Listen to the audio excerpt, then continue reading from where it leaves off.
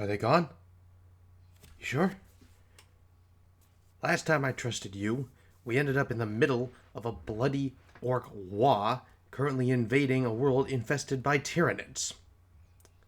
Okay. Hey guys, welcome back to the Wolf's Corner. Sorry I haven't been up for a while. I kinda got distracted and ended up getting into some trouble with some Slaneshi fellas. I had to deal with them and now get to keep watching for the Inquisition. Anyway, let's return to Badab. Last we left, Chapter Master Huron had been denied help after painstakingly coming up with a plan to take the Maelstrom for the Imperium at long last, and thus he had blocked all resources flowing out or through the Maelstrom zone in protest. Now we will see the Astral Claws return to the duties they have trained for all their lives, but in doing so they will make enemies who will haunt them for many years to come. After fortifying the Badab sector with the Ring of Steel and the Tyrant's Legion, the Astral Claws deployed forces to other regions as per their old duties. One of the places they deployed to was the Segmentum Solar itself. Here they took part in the aftermath of what was known as the Fourth Quadrant Rebellion, which had been burning through almost an entire quarter of the Segmentum. Joining a task force composed of themselves, Firehawks, White Scars, and the Celestian Guard, supported by none other than the Death Corps of Krieg, yeah, those guys, remember them from Vrax, as well as the Kolsec Guardsmen, and the Titan Legion Legio Venator. This force elected Huron as their leader. Under his command, the task force ruthlessly wiped out the Lycanthos system, which had been heavily fortified by Traitor and Chaos forces, in less than a year. But not all those who took part were happy with Huron's leadership. Chapter Master Stibor Lazarek of the Firehawks was angry that despite being senior to Huron as a chapter master, he had been passed over as leader. This grudge would come back to haunt both their chapters. The next operation the Astral Claws took part in was in 821 M41, when a large orc raid pushed out of the Maelstrom towards what was known as the Karab sector in the Endymion cluster, where a combined force of warders intercepted them and then proceeded to wipe the entire orc raid out in a series of pitched battles. During one such fight, Huron personally slew the orc war boss Raka. This made him a hero to the people of Endymion. The next chance the warders had to punch deep into the Maelstrom came in 869 M41, when the Black Templars, those reasonable and logical thinking fellows, declared a crusade of wrath into the Maelstrom from the eastern approaches. At the same time, the three chapters of the Warders attacked the Maelstrom from the southern and northeastern approaches. The combination of incredible mettle of the chapters involved and the strategic planning of Huron, the Imperials were able to destroy 23 stronghold worlds of the traitors and heretics inside the Maelstrom. Unfortunately, wider events intervened, once again putting a premature end to the Astral Claws' plans, as the Black Templars were called away to aid the beleaguered realm of Ultramar in the wake of the Tyrannic War. Having already suffered substantial losses in the campaign, the Warders were forced to withdraw from the Maelstrom, much to Huron's fury. During this time, Huron was rather quiet and withdrawn on his return from the Maelstrom, either locking himself away in the chapter's archives for days on end and refusing to see anyone, or he kept long, silent vigils alone in the fortress monastery, gazing unblinkingly for hours at a holosphere of the Maelstrom zone.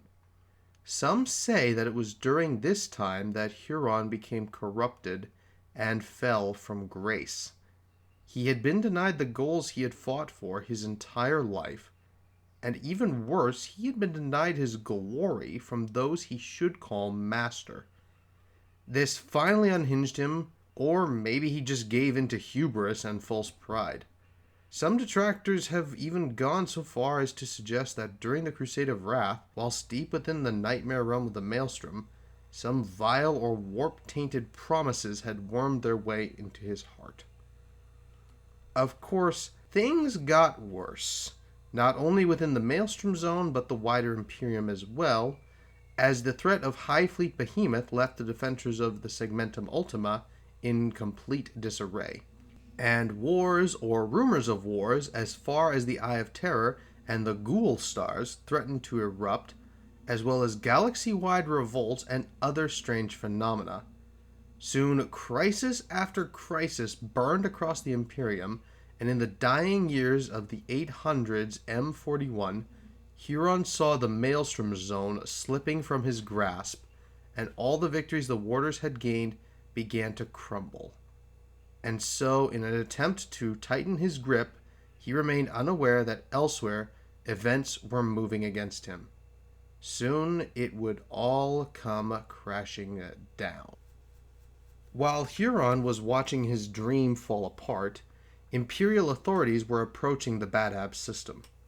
The courts temporal of the Imperium had judged in the Administratum's favor, and so an Imperial investigation fleet that included representatives of the Adeptus Mechanicus Biologus Invigila and the Administratum Lords of the Cathargo sector were sent to Badab to demand the delivery of the Badab tithe and the chapter's gene seed requirements. The fleet never left the system. In circumstances that remain to this day unconfirmed or explained, even within these records, the investigation fleet was fired upon and destroyed in its entirety as it attempted to force its way through the Ring of Steel in order to press its demands. No ship survived, and more than 20,000 servants of the Imperium were lost.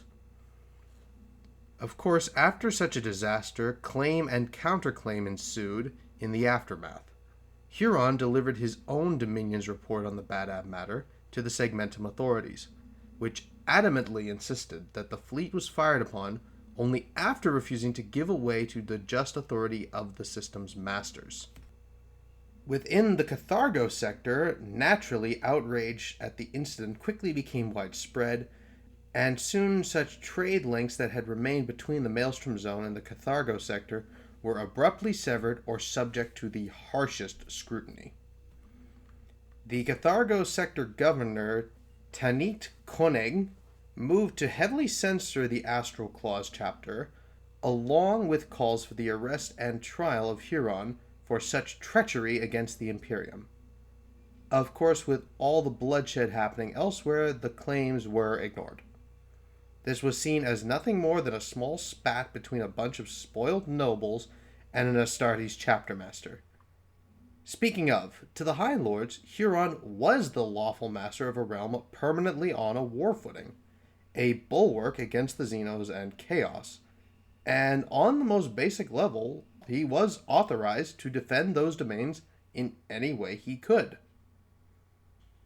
Without hard evidence, the charges of willful and premeditated homicide against the Imperium servants would be almost impossible to prove. So, naturally, over the next 3 years, the Catharan Imperial commanders took it upon themselves to send 2 further punitive expeditions into the Maelstrom Zone, but both fleets were lost in unconfirmed circumstances, supposedly never reaching the Badab system. The intervention of the Astral Claws and their allies was suspected, but again, unconfirmed. Unable to enforce their will decisively, the increasingly desperate Catharan lords, who were near bankrupted by this stage, attempted to circumvent Badab itself, taking the far longer and more perilous route in order to access the lost ties directly to make up their shortfall. In other words, the whiny nobles were throwing a hissy fit and decided to take the longer route just to spite the warders.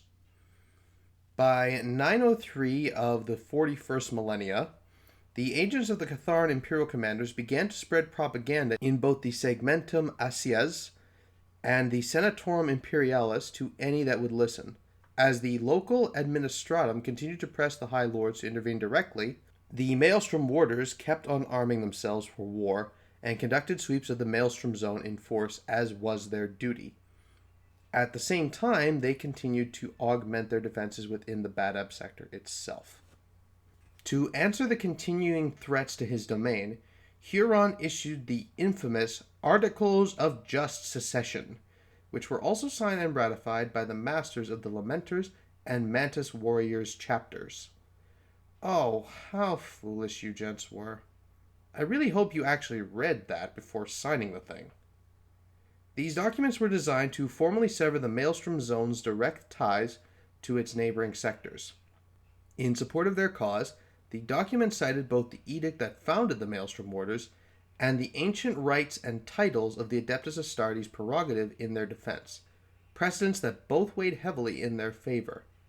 Once again, Huron did his homework as these documents were detailed and extensive. These articles also called for a full investigation into the Catharan sector, asserting the historical and lawful sovereignty of the Space Marine chapters involved from outside interference by the Lore Adepta, and stated again their willingness to defend the Maelstrom Zone from any who would threaten it.